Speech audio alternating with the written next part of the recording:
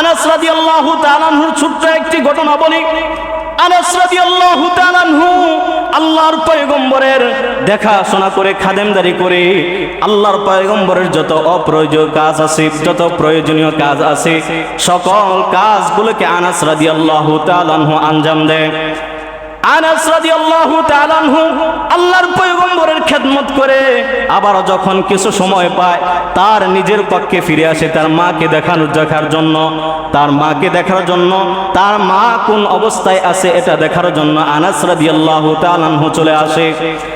একদিন আনাস রাদিয়াল্লাহু তাআলা আনহু তার বাড়িতে চলে গেলেন। বাড়িতে যাওয়ার পরে যখনই আনাস রাদিয়াল্লাহু তাআলা আনহু তার মায়ের সামনে দাঁড়াইলেন, তার মা দেখতে পারলো অন্য দিনের তুলনায় আনাস রাদিয়াল্লাহু তাআলা আনহুর মুখটা কেমন জানি শুকনা লাগে, মনে হয় 2-3 দিন ধরে কোনো খাবার খায় না। তার চেহারাটা যেন কেমন মলিন হয়ে গিয়েছে, তার চেহারাটা যেন কেমন খারাপ হয়ে গেছে। মা তো এমন যে সন্তানের কণ্ঠ শোনার পরেই বুঝতে পারে আমার সন্তানের কি সমস্যা, হয়তো আমার সন্তানের কোনো সমস্যা হয়েছে। আনাস রাদিয়াল্লাহু তাআলা আনহুকে বলল, হে আনাস, তুই তো আল্লাহর পয়গম্বরের খাদেম, আজ তোর কি হয়েছে? তোর মুখটা এত মলিন লাগতেছে কেন? তোর মনটা এত খারাপ লাগতেছে কেন? হে আনাস, তুই আমাকে বল তোর কি হয়েছে? আনাস রাদিয়াল্লাহু তাআলা আনহু মনে মনে চিন্তা করে, আমি আমার মাকে কি বলবো? আমি যদি বলি আল্লাহর পয়গম্বর কাছ থেকে এই কাজটা হয়েছে, তিনি মনে মনে বলতে পারে যে তুই হলি এই বিশ্ব জগতের রহমাতুল লিল আলামিনের খাদেম, আজকে তুই এত কষ্ট পেয়েছিস কেন? আজকে তোর মুখটা কেন মলিন? আমি আল্লাহর পয়গম্বরের কাছে যাব। তিনি বিপদে পড়ে গেলেন, আমি কি উত্তর দিব? এই যে আমার মা আমাকে বলতেছে তোর কি হয়েছে, তোর মুখটা কেন মলিন? সে আনাস রাদিয়াল্লাহু তাআলা আনহু আল্লাহ পাক রব্বুল আলামিনের কাছে পানা চাইতে লাগলেন। আল্লাহ পাক রব্বুল আলামিনকে বললেন, হে আমার পরওয়ারদিগার, আমাকে এমন এক প্রশ্নের কথা বলে দাও, এমন এক উত্তরের কথা বলে দাও যেন আমার নবীর শানও বজায় থাকে, আমার মার প্রশ্নের উত্তরটাও হয়ে যায়। আনাস রাদিয়াল্লাহু তাআলা আনহুকে যখন দ্বিতীয়বার আবার তার মা জিজ্ঞাসা করলো, হে আনাস, তোর কি হয়েছে? তোর মুখটা আজকে কেন মলিন? তুই কি 2-3 দিন ধরে খাবার খাস না?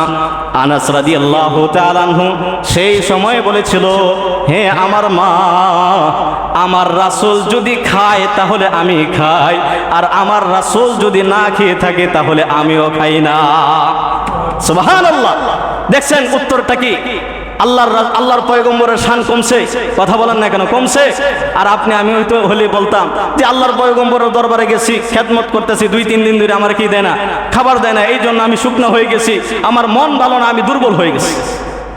আর আনাস রাদিয়াল্লাহু তাআলা আনহু বললেন, হে আমার মা, আল্লাহর পয়গম্বরের চুলার মধ্যে 2-3 দিন ধরে কোনো চুলার মধ্যে আগুন জ্বলে না, আল্লাহর পয়গম্বরও না খেয়ে আছে, আমিও না খেয়ে আছি।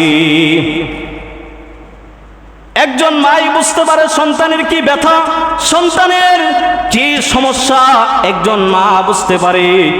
আপনারা সব সময় মনে রাখবেন, এই দুনিয়ার মধ্যে যদি কোনো স্বার্থ ছাড়া ভালোবাসা থেকে থাকে, তাহলে একমাত্র স্বার্থ ছাড়া ভালোবাসা হলো মা বাবার ভালোবাসা। একজন প্রবাসে থাকে, একজন চাকরিজীবী 1 মাস 2 মাস 3 মাস পরে পরে বাড়িতে যায়। একজন প্রবাসী ভাই 1 বছর 2 বছর 3 বছর 4 বছর পরে যখন বাড়িতে আসছে, আপনি বাড়িতে আসার আগে আপনার মাকে ফোন করেছেন, মা আমি তো বাড়িতে আসবো, তোমার জন্য কি নিয়ে আসবো? আপনার মা বলবে, বাবা আমি কিচ্ছু চাই না, তোমাকে আমি চাই তুমি বাড়িতে চলে আসো। আপনার স্ত্রীকে জিজ্ঞাসা করবেন তোমার জন্য কি নিয়ে আসবো? স্ত্রী বলবে, আমার জন্য ফেস ওয়াশ নিয়ে আসবা, সোনু নিয়ে আসবা, পাউডার নিয়ে আসবা, দামি দামি অলংকারগুলো নিয়ে আসবা। আপনার সন্তানকে বলবেন যে বাবা তোমার জন্য আমি কি নিয়ে আসবো? সন্তানেও বলবে আমার জন্য অমুকটা নিয়ে আসবা, অমুকটা নিয়ে আসবা, অমুকটা নিয়ে আসবা। বলে কি বলে না? কথা বলেন না কেন, বলে কি বলে না? এই কথাই বলে। একজন মা শুধু সন্তানকে চায়, একজন মা চায় আমার সন্তান ভালো থাকুক, আমার সন্তানের জন্য কোনো দুশ্চিন্তা না হয়, আমার সন্তানের উপর যেন কোনো বিপদ আপদ না হয়। আনাস রাদিয়াল্লাহু তাআলা আনহুর ক্ষেত্রেও একই হইল।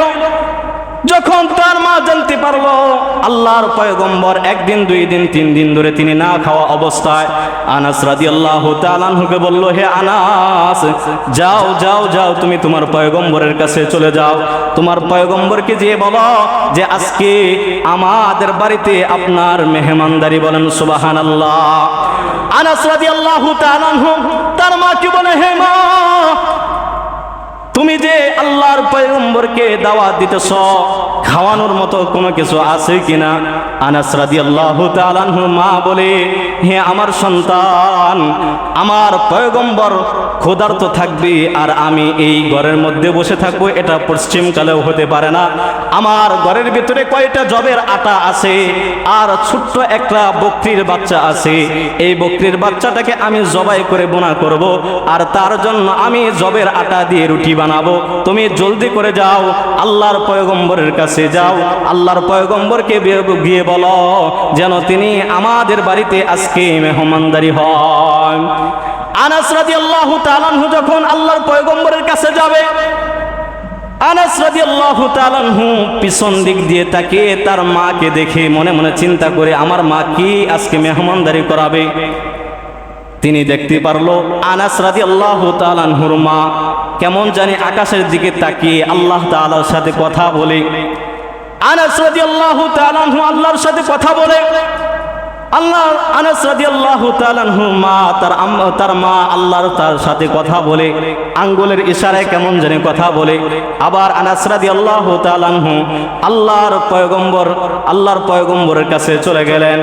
আনাস রাদিয়াল্লাহু তাআলা আনহু যখন আল্লাহর পয়গম্বরের কাছে চলে গেলেন, আনাস রাদিয়াল্লাহু তাআলা আনহু আল্লাহর পয়গম্বরকে বললেন, ইয়া রাসূলুল্লাহ, আমি বাড়িতে গিয়েছিলাম, আমার মা আপনাকে একটা সুসংবাদ শোনাইতে বলছে, আজকের দিনে আমাদের বাড়িতে আপনার মেহমানদারি।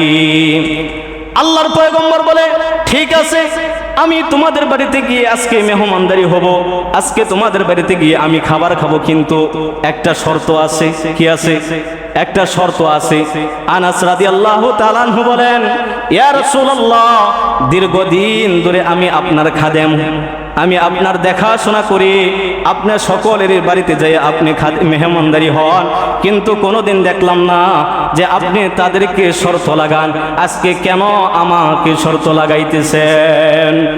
আনাস রাদিয়াল্লাহু তাআলা আনহুকে বলল, হে আনাস, তোমাদের বাড়িতে আমি যাব ঠিক আছে, কিন্তু দিনের বেলায় যাব না, আমি তোমাদের বাড়িতে রাত্র বেলায় যাব। বলেন সুবহানাল্লাহ। আনাস রাদিয়াল্লাহু তাআলা আনহু বললেন, আচ্ছা ঠিক আছে। দৌড় দিয়ে আবার তার মার কাছে চলে গেল। আনাস রাদিয়াল্লাহু তাআলা আনহু তার মাকে বলল, হে মা, আল্লাহর পয়গম্বর তো আমাদের দাওয়াতকে গ্রহণ করেছে, হে মা, তুমি সকল কিছু আয়োজন করা শুরু করো। আনাস রাদিয়াল্লাহু তাআলা আনহু মা বলে, আনাস, তোর পয়গম্বর কি কোনো কিছু বলেছে? আনাস রাদিয়াল্লাহু তাআলা আনহু বলে, আল্লাহর পয়গম্বর একটা শর্ত দিয়েছে, আল্লাহর পয়গম্বর দিনের বেলায় আসতে পারবে না, রাতের বেলায় আসবে। আনাস রাদিয়াল্লাহু তাআলা আনহু আম্মা বলে, কি বলিস? আমি তো, তুই যখন চলে গেলি আকাশের দিকে তাকিয়ে আমি আল্লাহ তাআলার কাছে বললাম, হে আল্লাহ, হে আমার পরওয়ারদিগার, যেহেতু আল্লাহর পয়গম্বর আমার বাড়িতে আজকে মেহমানদারি হবে, আমি চাই আল্লাহর পয়গম্বর যেন রাত্রি বেলায় আসে। কি আসে? রাত্রি বেলায় আসে। আনাস রাদিয়াল্লাহু তাআলা আনহুকে তার মা বলে, আচ্ছা, আল্লাহর পয়গম্বর কি কোনো গায়েব জানে কি জানে না? আনাস রাদিয়াল্লাহু তাআলা আনহু বলে, না, আল্লাহর পয়গম্বর তো কোনো গায়েব জানে না। আল্লাহ তাআলার পক্ষ থেকে জিবরাইল আলাইহিস সালাতু ওয়াস সালাম আল্লাহর পয়গম্বরকে যা জানিয়ে দেয় তাই তিনি অনুসরণ করে। আনাস রাদিয়াল্লাহু তাআলা আনহুর আম্মা বলে, খোদার কসম খেয়ে বলি, আমি যখন আল্লাহ তাআলার কাছে আবদার করলাম, আমি যখন আল্লাহ তাআলার কাছে বললাম যে আল্লাহর পয়গম্বর যেন রাত্রি বেলায় আসে, আমি আল্লাহর পয়গম্বরের কাছে দুইটা জিনিস চেয়েছি, আল্লাহ তাআলার কাছে দুইটা জিনিস চেয়েছিলাম। এক নম্বর হলো আল্লাহর পয়গম্বর যেন রাত্রি বেলায় আসে, আর আল্লাহর পয়গম্বর যখন আমার বাড়িতে আসবে যেন আল্লাহর পয়গম্বর তোর জন্য দোয়া করে। এই দুইটা ফরিয়াদ আমি আল্লাহ তাআলার কাছে জানাইছি। সেই সময় তো দুনিয়ার কেউ শুনে নাই, আল্লাহ তাআলার পয়গম্বর কিভাবে শুনল? আল্লাহর পয়গম্বর আল্লাহর পয়গম্বরকে আল্লাহ তাআলা ওহীর মাধ্যমে জানিয়ে দিল। আল্লাহর পয়গম্বর বুঝতে পারলেন যখন আনাস আসবে, আনাসকে এই কথাটাই বলবো, হে আনাস, আমি তোমাদের বাড়িতে রাত্রে মেহমানদারি হব। কথক মানুষ আছে যে তারা মনে করে কি আল্লাহ পয়গম্বর গায়েব জানতো। কি জানতো? আল্লাহর পয়গম্বর গায়েব জানতো। আল্লাহ তাআলা এর প্রেক্ষাপটে একটা আয়াত নাজিল করলেন সূরাতুন নামলের 20 নম্বর পারার প্রথম নাম্বার পৃষ্ঠা, 20 নম্বর পারার প্রথম নাম্বার পৃষ্ঠা সূরাতুন নামলের 65 নম্বর আয়াতের মধ্যে আল্লাহ তাআলা বলে দিলেন, উল্লা ইয়ালামু মান ফিস সামাওয়াতি ওয়াল আরদিল গায়বা ইল্লাল্লাহ। দেখেন কি বললেন, হে আল্লাহর পয়গম্বরকে বললেন, কুল, হে নবী আপনি বলে দেন, লা ইয়ালামু মান ফিস সামাওয়াতি ওয়াল আরদিল গায়বা ইল্লাল্লাহ। আসমান এবং জমিনের মধ্যবর্তী অবস্থায় যা কিছু আছে কেউ গায়েবের শক্তি অবলম্বন করতে পারে না, একমাত্র গায়েবের অধিকারী হলো আল্লাহ। গায়েবের অধিকারী কে? কথা বলেন, গায়েবের অধিকারী কে? আল্লাহ। ওমা ইয়াশউরুনা আইয়ানা ইউবআসুন। মানুষ এটাও জানে না যে মানুষদেরকে আমি আল্লাহ তাআলা কখন পুনরায় আবার জীবিত করব। তাহলে বলেন তো এই আয়াত দ্বারা আল্লাহ তাআলা বুঝিয়ে দিলেন কি দিলেন না যে আল্লাহর পয়গম্বর কোনো গায়েব জানে না? আল্লাহর পয়গম্বরকে আল্লাহ পাক রব্বুল আলামিন যা জানায় তাই আল্লাহর পয়গম্বর জানে। ঠিক কি না? কথা বলেন না কেন? আনাস রাদিয়াল্লাহু তাআলা আনহু যখন তার মাকে বললেন আল্লাহর পয়গম্বর আমাদের দাওয়াত গ্রহণ করেছে, যখন আনাসের মা বলল এই গোপন কথা আল্লাহর পয়গম্বর কিভাবে জানলো, আনাস রাদিয়াল্লাহু তাআলা আনহু বলল আল্লাহর পয়গম্বরকে আল্লাহ তাআলা যা জানিয়ে দেয় সব কিছু ওহীর মাধ্যমে জানিয়ে দেয়। আল্লাহর পয়গম্বর গায়েব জানে না, আল্লাহর পয়গম্বরকে আল্লাহ তাআলা জানিয়ে দিয়েছে বিদায় আজকে তোমার এই ঘটনাকে আল্লাহর পয়গম্বর জেনেছি। আনাস রাদিয়াল্লাহু তাআলা আনহুর মা সমস্ত কিছু রেডি করে রাখলেন, সকল আয়োজনগুলো তিনি রেডি করে রাখলেন। তিনি অপেক্ষা করতে লাগলেন আনাস যে আল্লাহর পয়গম্বর কখন আসবে। রাত্র হয়ে গেল। রাত্র হওয়ার পরে আনাস রাদিয়াল্লাহু তাআলা আনহুকে তার মা বলল, আনাস, আল্লাহর পয়গম্বর কখন আমাদের বাড়িতে আসবে?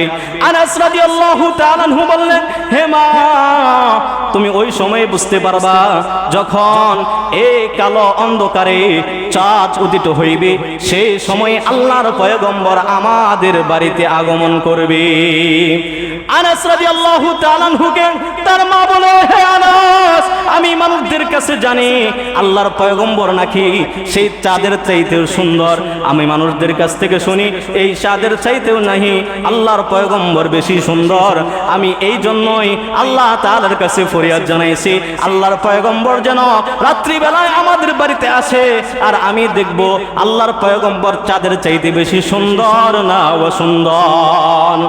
আল্লাহর পয়গম্বর আনাস রাদিয়াল্লাহু তাআলা আনহুর বাড়িতে আসলেন। বাড়িতে আসার পরে আনাস রাদিয়াল্লাহু তাআলা আনহুর মা আল্লাহর পয়গম্বরের দিকে একবার তাকায়, আবার ওই চন্দ্রের দিকে তাকায়, আবার আনাস রাদিয়াল্লাহু তাআলা আনহুর মা নবীর কারীম সাল্লাল্লাহু আলাইহি ওয়াসাল্লামের দিকে তাকায়, চাঁদের দিকে তাকায়, আবার রাসূলের চেহারার দিকে তাকায়, আবার চাঁদের দিকে তাকায়। আনাস রাদিয়াল্লাহু তাআলা আনহু তার মাকে জিজ্ঞাসা করলেন, মা, তোমার কি হয়েছে? তুমি একবার চাঁদের দিকে তাকাও, আবার রাসূলের মুখের দিকে তাকাও, আবার চাঁদের দিকে তাকাও, আবার রাসূলের মুখের দিকে তাকাও। আজকে তোমার কি হইল? আমি তো কিছুই বুঝতে পারতেছি না। আনাস রাদিয়াল্লাহু তাআলা আনহুকে তার মা বলে, হে আনাস, খোদার কসম করে বলি ওই চাঁদের ভিতরে কোনো দাগ থাকতে পারে, কিন্তু আল্লাহর পয়গম্বরের চেহারার ভিতরে বিন্দু পরিমাণ দাগ নাই। সুবহানাল্লাহ।